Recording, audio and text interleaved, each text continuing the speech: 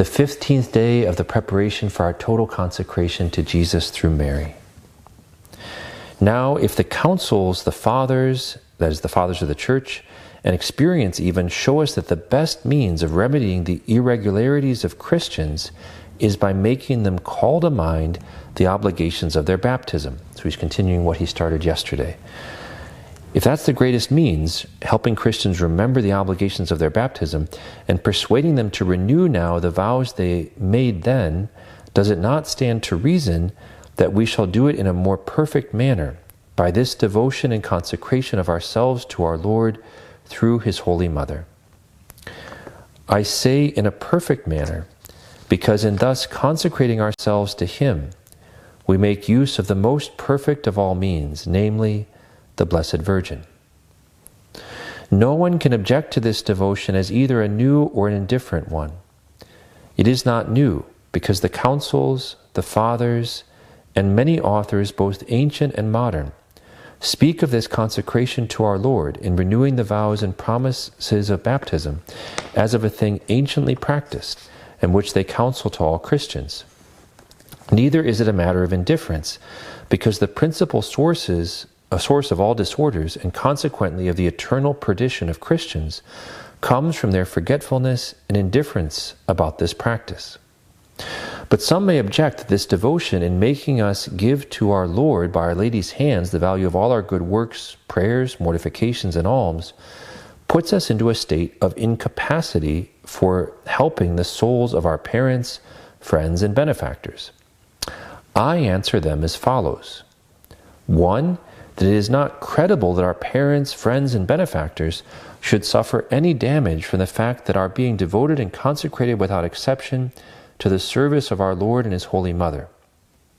To think this would be to think unworthily of the goodness and power of Jesus and Mary, who know well how to assist our parents, our friends, and our benefactors out of our own little spiritual revenue, or by other ways. 2, this practice does not hinder us from praying for others, whether dead or living, although the application of our good works depends on the will of our Blessed Lady. On the contrary, it is this very thing which will lead us to pray with more confidence, just as a rich person who has given all his wealth to his prince, in order to honor his prince the more, would beg the prince all the more confidently to give alms to one of his friends who should demand it.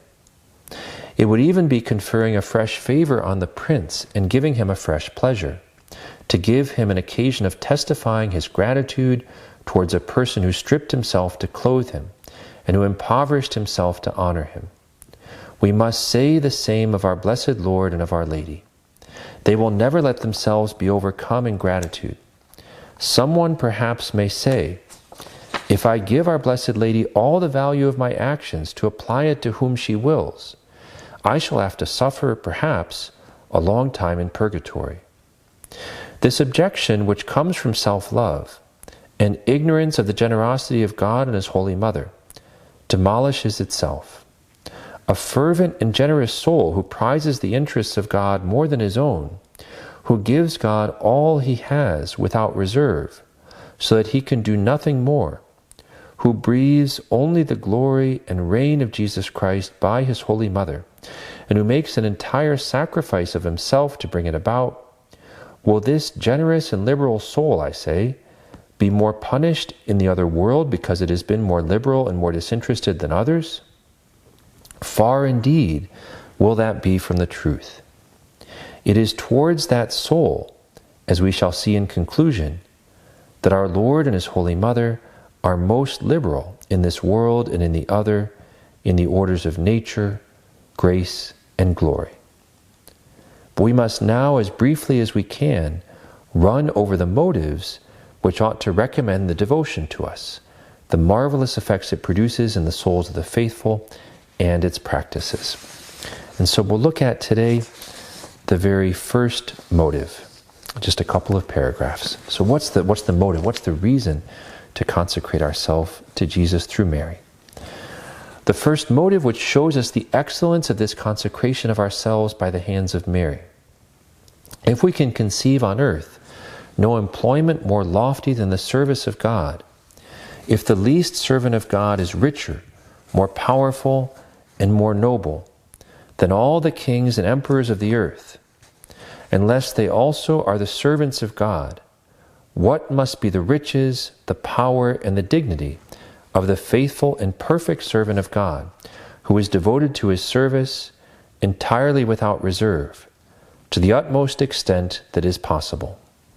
Such is the faithful and loving slave of Jesus and Mary, who has given himself up utterly to the service of that King of Kings by the hands of his Holy Mother, and has reserved nothing for himself, not all the gold of earth, nor all the beauties of the heavens can repay him. The other congregations, associations, and confraternities erected in honor of our Lord and his Holy Mother, which do such immense good in Christendom, do not make us give everything without reserve. They only prescribe to their members certain practices and actions to satisfy their obligations. They leave them free for all the other actions and times of their lives. But this devotion makes us give to Jesus and Mary, without reserve, all our thoughts, words, actions, and sufferings, all the times of our life, in such sort that whether we wake or sleep, whether we eat or drink, whether we do great actions or very little ones, it is always true to say that whatever we do, even without thinking of it, is, by virtue of our offering, at least if it has not been expressly retracted, done for Jesus and Mary. What a consolation is this! Moreover, as I have already said, there is no other practice equal to this for enabling us to get rid with facility of a certain proprietorship, which imperceptibly insinuates itself into our best actions. So we always have a temptation or tendency, even if we're trying not to take ownership, our pride, our selfishness, versus really following our Lord's lead and giving everything to Him. Our good Jesus gives us this great grace and recompense for the heroic and disinterested action of making a gift to Him by the hands of His Holy Mother of all the value of our good works. If He gives 100-fold even in this world to those who for His love quit outward and temporal and perishable goods, what will that 100-fold be which He will give to the man who sacrifices for Him even his inward and spiritual goods? Jesus, our great friend, has given Himself to us without reserve, body and soul, virtues, graces, and merits. Se totum me comparavit, says St. Bernard, He has bought the whole of me by the whole of Himself. Is it not then a simple matter of justice and gratitude that we should give Him all that we can give Him? He has been the first to be liberal towards us. Let us at least be the second.